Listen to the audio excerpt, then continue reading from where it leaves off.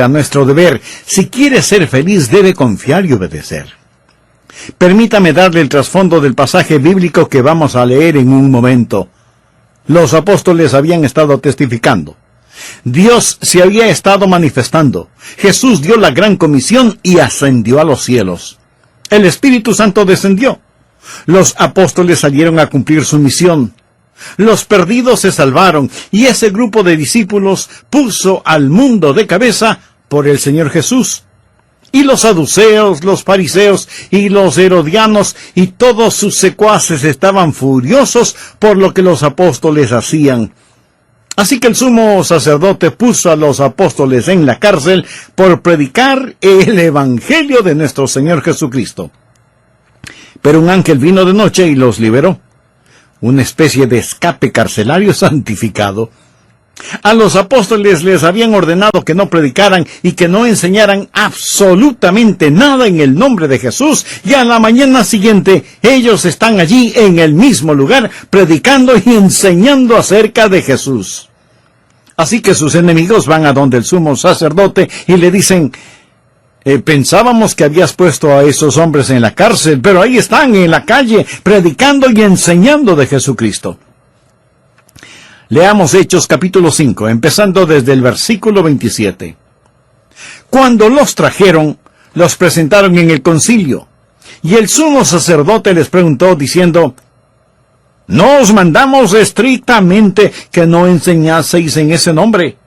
Y ahora habéis llenado a Jerusalén de vuestra doctrina y queréis echar sobre nosotros la sangre de ese hombre.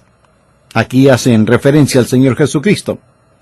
Respondiendo Pedro y los apóstoles dijeron: es necesario obedecer a Dios antes que a los hombres. Si usted no tiene ningún problema en marcar su Biblia, me gustaría que marque la siguiente frase: es necesario obedecer a Dios antes que a los hombres. Y ahora leamos lo que dice Hechos 5:32. Y nosotros somos testigos suyos de estas cosas, y también el Espíritu Santo, el cual ha dado Dios a los que le obedecen. Note que en estos versículos se menciona 2 veces la palabra obediencia. Y de eso es de lo que quiero hablar, la eficiencia de la obediencia. El tren del creyente rueda sobre 2 rieles, confianza y obediencia. Confianza y obediencia es el tren de la redención. Por eso deseo que usted aprenda algo sobre la obediencia. Deseo poner 3 cosas básicas en su corazón, 3 puntos fundamentales para que sea un creyente feliz y victorioso. Y quiero decirle que mientras le hablo a usted, también me hablo a mí mismo.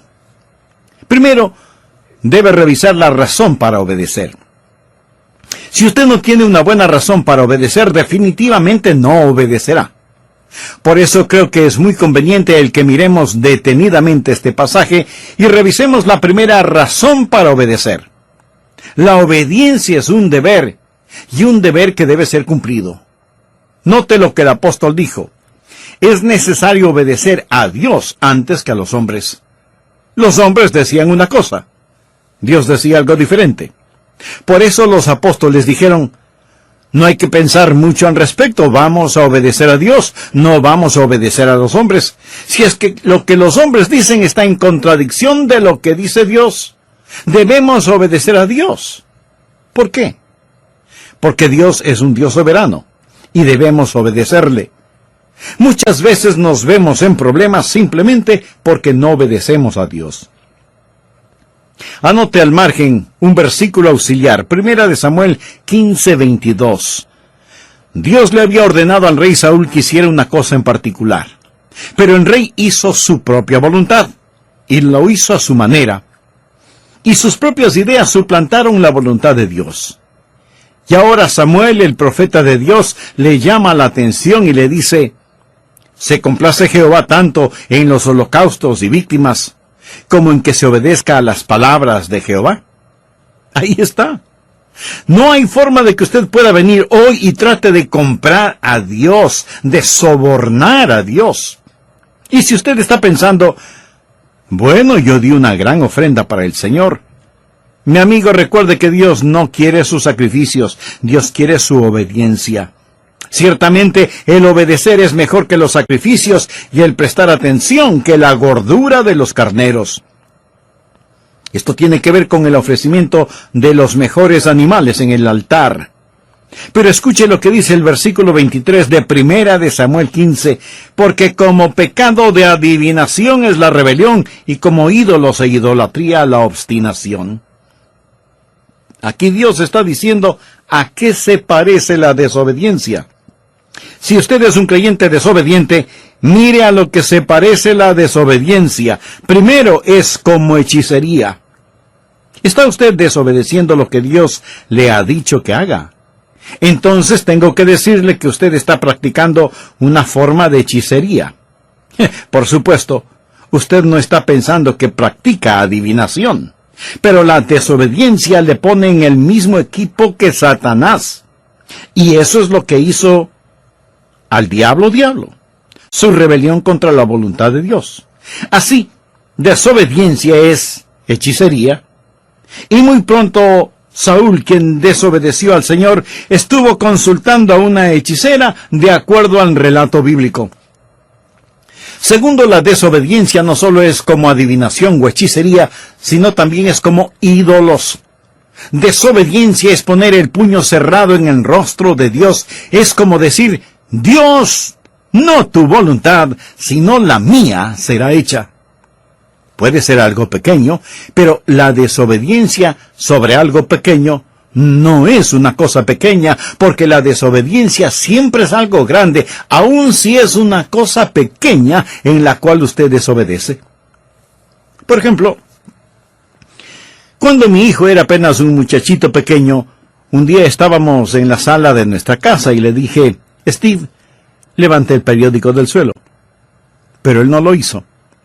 Para conseguir su atención, yo le dije con un poco más de autoridad en mi voz, Steve, ¿podrías recoger el periódico del suelo?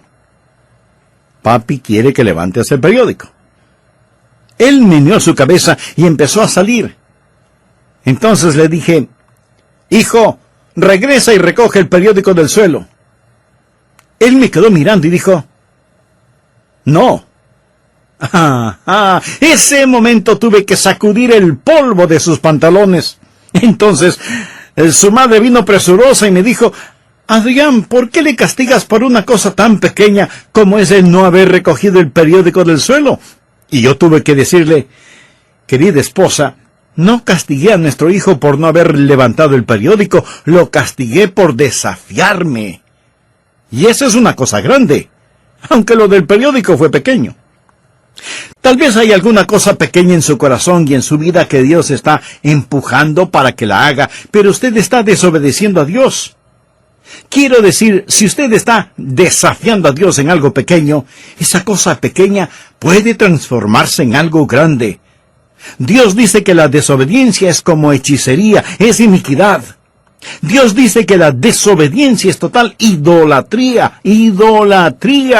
Y seguramente usted pregunta, ¿pero cómo puede ser idolatría? Permítame hacerle una pregunta. ¿Qué es un ídolo? Un ídolo es cualquier cosa que usted ama más, sirve más, teme más y honra más que a Dios. Si Dios quiere que usted haga algo y usted no lo hace, es porque usted ha puesto algo más delante de Dios, y eso es idolatría. Desobediencia es hechicería, iniquidad, idolatría. Si entendemos que es necesario obedecer a Dios antes que a los hombres, veremos que existe un deber que debe ser cumplido. Segundo, obediencia es una deuda que debe ser pagada. ¿Qué es lo que quiero decir con esto? Sencillamente, mi amigo, que Jesús ha hecho tanto por nosotros.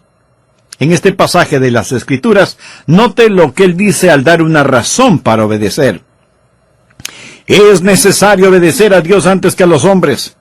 El Dios de nuestros padres levantó a Jesús, a quien vosotros matasteis, colgándole en un madero.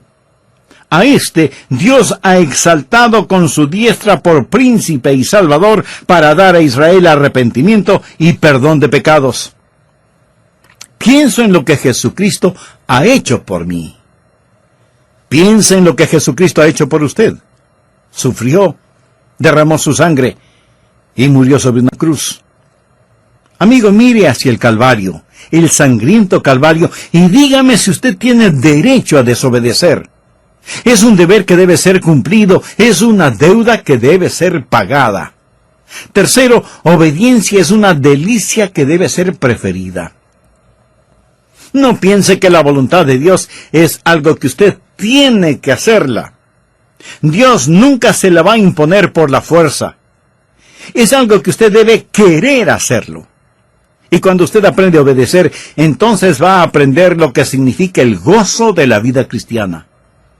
No existe tal cosa como un creyente desobediente feliz. Esa es una contradicción de términos. Leamos Hechos 5:41. Y ellos salieron de la presencia del concilio, gozosos de haber sido tenidos por dignos de padecer afrenta por causa del nombre. Obediencia y regocijo van de la mano. Es una mentira del infierno el decir que el hacer la voluntad de Dios es doloroso y miserable. La Biblia dice que sus mandamientos no son gravosos. Ahora la razón por la cual algunos de nosotros no obedecemos al Señor, ni entendemos que hay gozo en obedecerle, es porque no confiamos en el Señor y tenemos dificultades recibiendo órdenes de un extraño al que no conocemos. Cuando conocemos al Señor Jesucristo, aprendemos que sus mandamientos no son gravosos. En esto se demuestra su amor, no en que nosotros amemos a Dios, sino en que Él nos ame a nosotros. Cuarto, obediencia es una decisión que debe ser practicada. Escúcheme. Usted debe decidir el obedecer, pero recuerde que Dios puede permitir que usted desobedezca.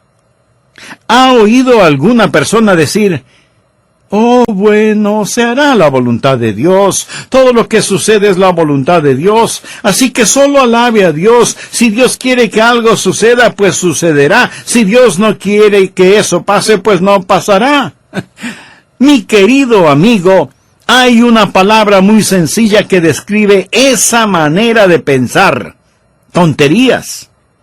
Permítame decirle algo y escúcheme bien, por favor. No siempre se hace la voluntad de Dios. Reconozco que hay personas que dicen que siempre se hace la voluntad de Dios en todas las cosas. No es cierto. No siempre se hace la voluntad de Dios. Si siempre se hiciera la voluntad de Dios, ¿por qué Jesús nos enseñó a orar diciendo, venga tu reino, hágase tu voluntad? Suceden muchas cosas que no son la voluntad de Dios y Dios le permitirá a usted que desobedezca, y esto no disminuye en nada la soberanía de Dios. Dios le da al hombre el poder de rebelarse contra él sin que sufra menoscabo su soberanía. Dios le ha dado al hombre la capacidad de decisión y usted puede decidir obedecer o desobedecer a Dios. Algunas personas tropiezan sobre este asunto. Se preguntan por qué el mundo tiene los problemas que tiene. Dicen, bueno, si Dios es tan poderoso, ¿por qué no elimina el pecado y el sufrimiento? Y si Él no puede eliminar estos males, entonces a lo mejor no es tan poderoso. Otras personas cambian un poquito este concepto al decir, si Él no puede eliminar estos males, entonces a lo mejor Él no es tan amoroso. Amigo, Dios es todopoderoso y Dios es amor. Pero Dios le ha dado al ser humano el poder de decisión. Dios nos ha dado a cada uno de nosotros esa capacidad. Usted puede decidir obedecer o desobedecer a Dios. Algunas personas dicen, Dios puede hacer cualquier cosa. Eso no es verdad, no es verdad. Antes de explicar esto, quiero compartir con usted una pregunta que me hizo mi nieto. ¿Qué es más poderoso y mejor que Dios? ¿Qué es más diabólico que Satanás? ¿Qué es lo que la gente rica piensa que necesita? ¿Qué es lo que los pobres tienen en cantidad? ¿Y qué es aquello que si usted come, muere? ¿Sabe la respuesta? Pues la respuesta a todas esas preguntas es nada. Porque nada es más poderoso o mejor que Dios. Nada es más diabólico que Satanás. La gente rica no necesita nada. Los pobres tienen mucho de nada. Y si usted no come nada, con toda seguridad morirá. Así que la respuesta a la adivinanza es nada. Absolutamente nada. Y sin embargo, mi amigo, hay cosas que Dios no puede hacer. Si yo le preguntara, ¿hay alguna cosa que Dios no pueda hacer? Y usted me responde, no hay nada que Dios no pueda hacer. Permítame decirle que usted está equivocado. Le diré algunas cosas que Dios no puede hacer. Recuerde que estamos hablando de que la obediencia es una decisión. Le diré 6 cosas que Dios no puede hacer. Primero, porque es Dios omnipotente, Él no puede fallar. Leamos lo que nos dice el apóstol Pablo en Efesios 1:11. Conforme al propósito del que hace todas las cosas según el designio de su voluntad. Por lo tanto, es imposible que Dios pueda fallar. Segundo, es imposible para Dios hacer lo malo. En la epístola a Tito, capítulo 1, versículo 2, leemos, en la esperanza de la vida eterna, la cual Dios, que no miente, prometió desde antes del principio de los siglos. Dios no puede mentir, Dios no puede robar, Dios no puede cometer ninguna maldad, porque Él es un Dios santo. Tercero, Dios no puede ser tentado. Santiago 1, 13 y 14 nos dice lo siguiente. Cuando alguno es tentado, no diga que es tentado de parte de Dios, porque Dios no puede ser tentado por el mal, ni Él tienta a nadie, sino que cada uno es tentado cuando de su propia concupiscencia es atraído y seducido. Así que Dios no puede ser tentado. Y alguno de ustedes me dirá, pero Jesucristo fue tentado. Tiene razón. Pero recuerde que Jesucristo fue tentado en su humanidad. Él no fue tentado en su esencia como Dios Todopoderoso, porque Dios no puede ser tentado. Cuarto, Dios no puede negarse a sí mismo. Leamos 2 de Timoteo 2:13. Si fuéramos infieles, Él permanece fiel. Él no puede negarse a sí mismo. Amigo, voy a detenerme en este punto, porque antes de finalizar este programa, quisiera invitarle a que se haga una sencilla pregunta. ¿Cuán fiel soy a Dios? Esto en el caso de que usted sea un creyente. Si aún no lo es, lo primero que debe hacer es arrepentirse de sus pecados y buscar la paz con Dios y la paz de Dios para su atribulada vida. Ore sinceramente a Dios para que le perdone sus pecados. Y pídale al Señor Jesucristo, quien murió por sus pecados en la cruz del Calvario, para que Él sea su Salvador y su Señor. Y hágalo ahora mismo. Dios le está esperando con brazos abiertos. Sea bienvenido al programa El Amor que Vale. En el programa anterior, al hablar de la obediencia, mencioné varios puntos fundamentales. Se debe revisar la razón para obedecer, entender que la obediencia es una deuda que debe ser pagada y una delicia que debe ser preferida, y que la obediencia es una decisión que debe ser practicada. También empezamos a ver varias cosas que Dios no puede hacer. Por ejemplo, primero, Dios no puede fallar porque es omnipotente. Segundo, es imposible para Dios el hacer lo malo. Tercero, Dios no puede ser tentado. Cuarto, Dios no puede negarse a sí mismo. Quinto, Dios no puede ser injusto. Esa es la razón de la cruz.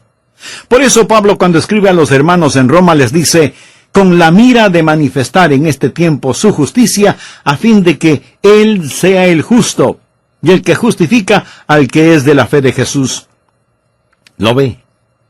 Hay cosas que son imposibles que Dios haga. Es imposible para Dios perdonar el pecado sin sacrificio. La razón por la cual Jesús murió en la cruz es para que Él pudiera ser tanto el justo como el justificador. Recuerda lo que Jesús dijo en el jardín de Getsemaní en su oración. Padre mío, si es posible, pasa de mí esta copa.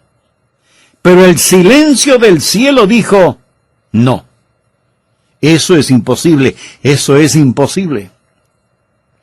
Sexto, Dios no puede forzar una obediencia amorosa. Dios no puede hacer que usted le ame, porque eso es una contradicción de términos. Amor forzado no es de ninguna manera amor. Dios no puede forzar a nadie a que reciba un regalo. Dios nunca le forzará para que usted le obedezca. Y esto no significa que Él pierda su soberanía. Simplemente significa que hay ciertas cosas que por la misma naturaleza de Dios, Él no las puede hacer. Y no las puede hacer no porque no tenga el poder para hacerlas, sino que por su misma naturaleza no las puede hacer. Y como Dios no puede forzar una obediencia amorosa, usted es el que debe escoger el obedecerle. Ahora, usted no puede obedecerle a menos que Él le capacite para hacerlo.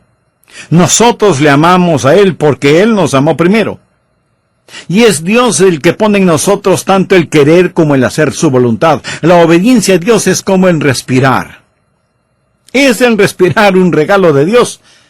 Bueno, es mejor que así lo crea. Dios le da pulmones y Dios le da el aire.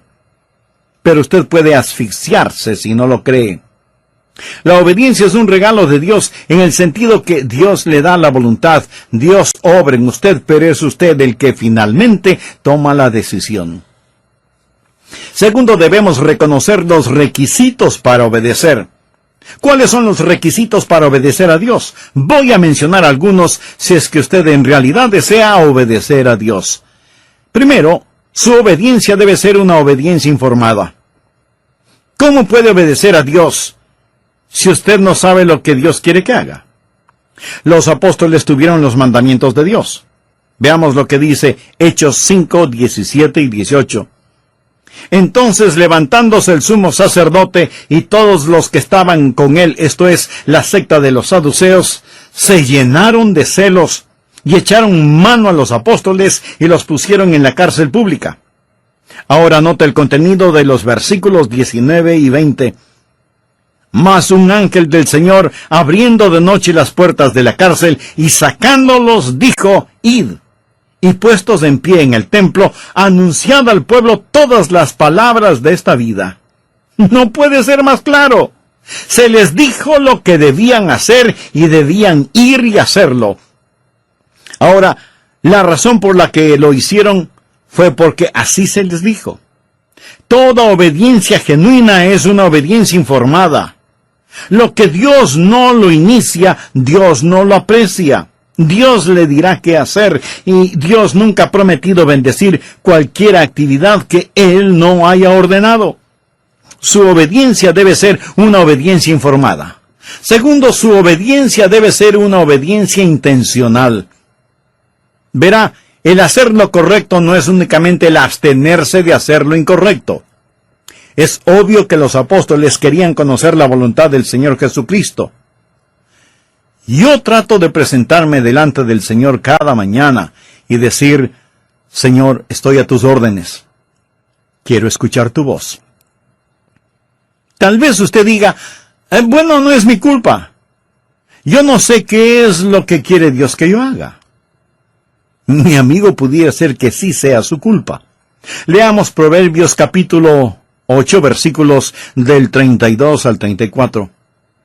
Ahora pues, hijos, oídme, y bienaventurados los que guardan mis caminos. Atended el consejo y sed sabios, y no lo menospreciéis. Bienaventurado el hombre que me escucha, velando a mis puertas cada día, aguardando a los postes de mis puertas. ¿Está usted escuchando a Dios? Se está presentando para servicio. Está diciendo: General Jesús, aquí estoy, soy tu soldado presentándome para servicio. Tercero, su obediencia debe ser una obediencia inmediata. ¿Qué es lo que les ordenaron a los apóstoles? Les dijeron: escuchen, les dijimos que no deben predicar o enseñar en su nombre. Esto es muy interesante. Miremos una vez más Hechos 5:28. No os mandamos estrictamente que no enseñaseis en ese nombre. Y ahora habéis llenado a Jerusalén de vuestra doctrina y queréis echar sobre nosotros la sangre de ese hombre. Ahora note cuidadosamente los versículos 29 al 31. Respondiendo Pedro y los apóstoles dijeron: es necesario obedecer a Dios antes que a los hombres. El Dios de nuestros padres levantó a Jesús, a quien vosotros matasteis colgándole de un madero. A este Dios ha exaltado. Le dijeron a Pedro que no lo haga, pero él siguió enseñando y predicando inmediatamente. Eso es obediencia inmediata. El entendimiento puede esperar. La obediencia no. El Salmo 119:60 dice: me apresuré y no me retardé en guardar tus mandamientos. Nosotros no debemos preguntar por qué o cuestionar, debemos obedecer o morir. Y cuando Dios pone un punto final, no debemos transformarlo en un signo de interrogación. Obediencia inmediata. Cuarto, su obediencia debe ser una obediencia inflexible. ¿Qué quiero decir con obediencia inflexible? Sencillamente, no importa lo que cueste. Usted no puede transigir en cuestiones de obediencia. Los apóstoles sabían que el desobedecer a Dios significaba muerte. Los apóstoles seguían predicando y la Escritura nos dice que ellos, oyendo esto, se enfurecían y querían matarlos. Esta no era una amenaza insignificante cuando ellos estaban predicando. Lo hacían con una sentencia de muerte sobre sus cabezas. Obediencia inflexible, a pesar de las circunstancias. Una obediencia selectiva no es obediencia. Quinto, su obediencia debe ser una obediencia apasionada. Quiero decir, hacer la voluntad de Dios con todo corazón. Los apóstoles estaban llenos de pasión, pasión quemante, abrasadora, emotiva pasión por el Señor Jesucristo. ¿Tiene usted un verdadero celo por Dios?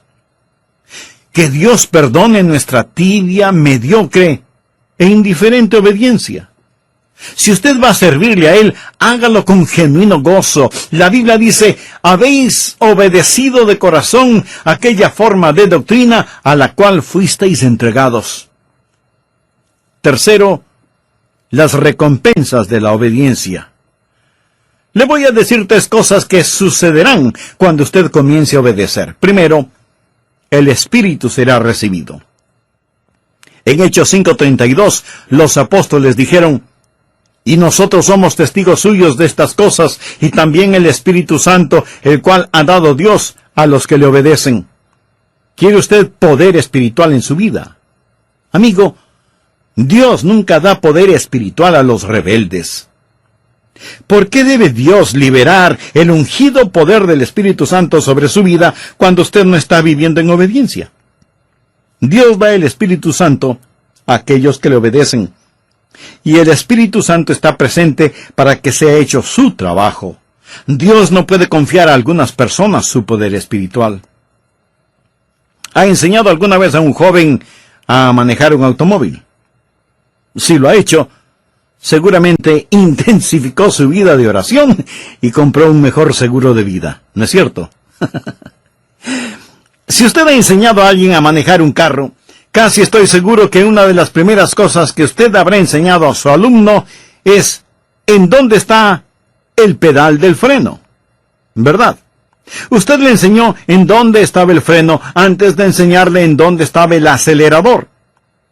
Suponga que uno de sus hijos, al que está enseñando, le dice: mira, papá, yo no estoy interesado en los frenos. No estoy interesado en cómo detener este carro, solo quiero saber cómo hacerlo correr. En este punto usted seguramente guarda las llaves del carro en su bolsillo y dice simplemente: hijo, todavía no estás listo para manejarlo. Usted nunca conocerá la libertad en el Espíritu hasta que no conozca la sujeción en el Espíritu. Nunca sabrá el significado de ir hasta que sepa el significado de detenerse. Escuche, Dios da el Espíritu Santo a aquellos que le obedecen. Y aunque usted no sea un rebelde, ¿por qué Dios debería llenarlo con el Espíritu Santo? Supongamos que un hombre empuja su automóvil hasta una estación de servicio. Los parachoques están a punto de caerse, las llantas o ruedas están desinfladas, el tanque de la gasolina tiene un agujero, le falta el distribuidor y todos los faros de las luces están rotos. Sale un empleado de la estación de servicio y pregunta: ¿en qué le puedo ayudar? Y usted contesta: llene el tanque de gasolina, por favor.